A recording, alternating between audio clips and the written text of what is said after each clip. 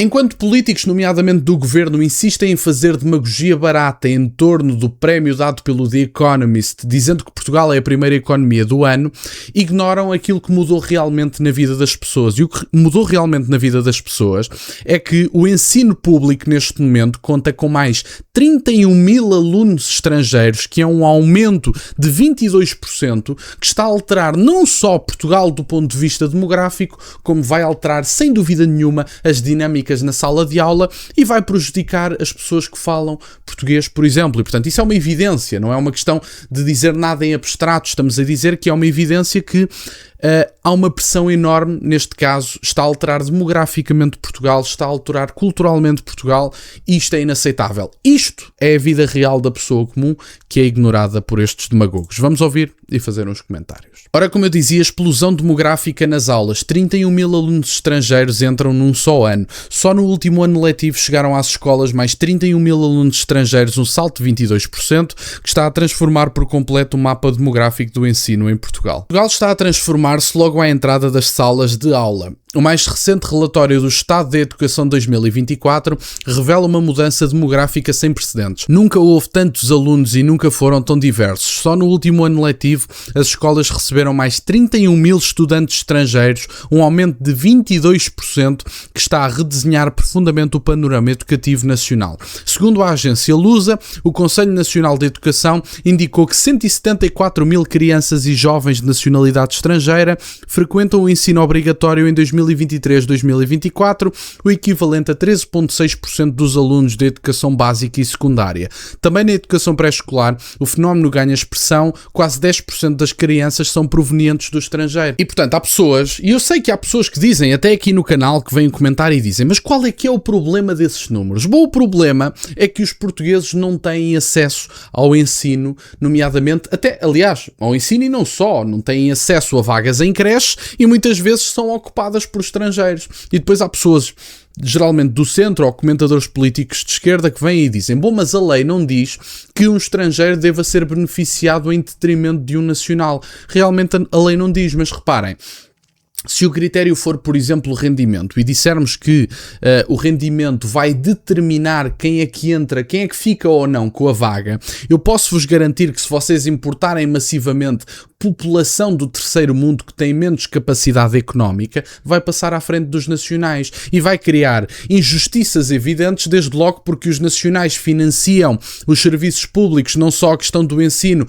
como também da saúde, e aliás o próprio mercado da habitação é evidentemente afetado por uma procura artificial criada pela substituição populacional, e é uma evidência que estes números prejudicam o nacional e transformam completamente o país demograficamente. Eu não quero ver turmas inteiras de estrangeiros, lamento imenso, isto é Portugal. E, portanto, quem tem que estar efetivamente com prioridade nos serviços públicos e outro tipo de serviços, sejam eles quais forem, são os nacionais. E acho mesmo que os nacionais têm que ter prioridade em qualquer circunstância no seu próprio país. E eu não consigo compreender como é que é estranho dizer isso se os nacionais financiam os serviços públicos que estão a ser utilizados por toda a gente. E há pessoas que chegam cá e ao fim de meia dúzia de meses, com atestado de residência, com autorização de residência, começam a usufruir dos serviços públicos. É inaceitável. Do ponto de vista do Serviço Nacional de Saúde, a proposta do Chega parece-me perfeitamente razoável, a questão de um seguro de saúde para custearem todas as despesas que tiverem em Portugal.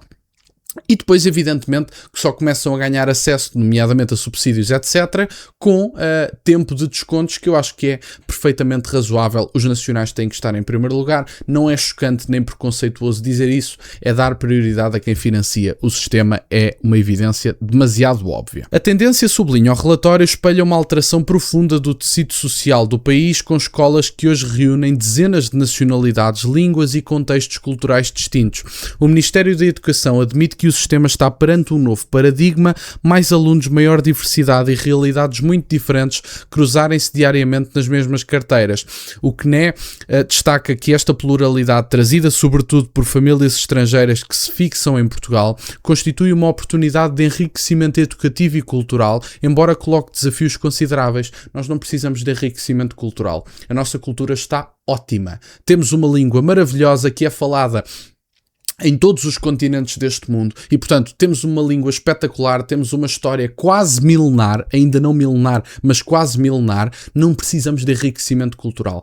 Este enriquecimento cultural tem prejudicado as ruas, tem prejudicado a identidade nacional dos países da União Europeia e tem sido, os prejuízos desta imigração e desta diversidade têm sido ignorados convenientemente, nomeadamente determinados custos que não são assim tão diretos. Dou um exemplo. Há pessoas que, estatísticas até, que fazem grandes contas do tipo, os estrangeiros beneficiam X de subsídios e atribuem à Segurança Social X de descontos. E, portanto, fazem esta conta assim e dizem há um saldo positivo. Em primeiro lugar, ignoram que há imigrantes e imigrantes, há imigrantes que contribuem mais, há imigrantes que contribuem menos. A tirar tudo para dentro do mesmo saco é ignorar a diversidade até do ponto de vista da contribuição que é feita para o país. E, em segundo lugar, este não é o único tipo de despesas que um Estado tem com um imigrante. Não é só os subsídios que lhe atribui diretamente, é os gastos que tem com o Serviço Nacional de Saúde, é o mercado da habitação que tem aumentado as rendas, evidentemente, porque ninguém consegue construir a este ritmo, mesmo que fosse desejável,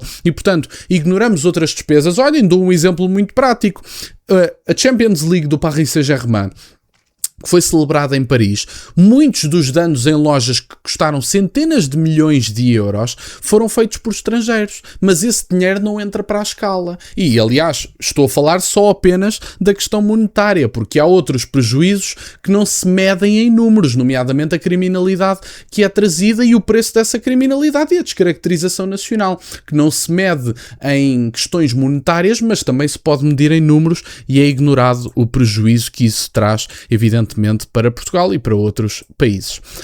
Apesar dos constrangimentos logísticos e pedagógicos, o Conselho lembra que o país enfrenta uma viragem demográfica que coloca as escolas no centro do processo de integração social. O aumento global de alunos nacionais e estrangeiros é visto como um sinal positivo para um sistema que durante anos sofreu quebras acentuadas devido ao declínio da natalidade, mas a natalidade não se resolve com importação massiva de pessoas. Resolve-se com incentivos à natalidade dos nacionais. É tão simples como isto. O governo e, aliás, genericamente, estas elites do centro insistem que é indiferente quem é que tem cá. Desde que haja pessoas a ter filhos, não interessa a sua cultura, a sua religião, não interessa. Nós gostamos todos muito da Constituição e no 25 de Abril vamos dar as mãos, descer à Avenida da Liberdade com um cravo ao peito e o resto é conversa. Não é assim que funciona.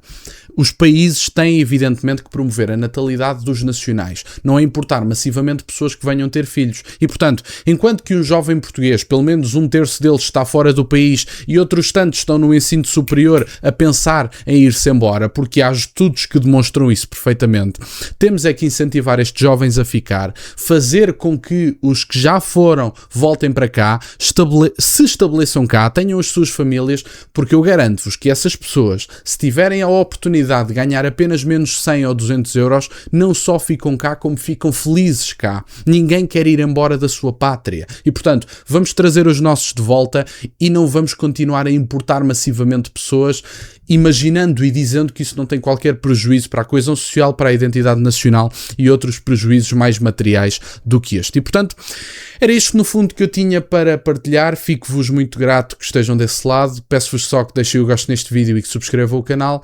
Tem as minhas redes sociais, o MBA na descrição, para o caso de quererem fazer alguma doação. E nunca se esqueçam, meus caros, questionem tudo. Até à próxima.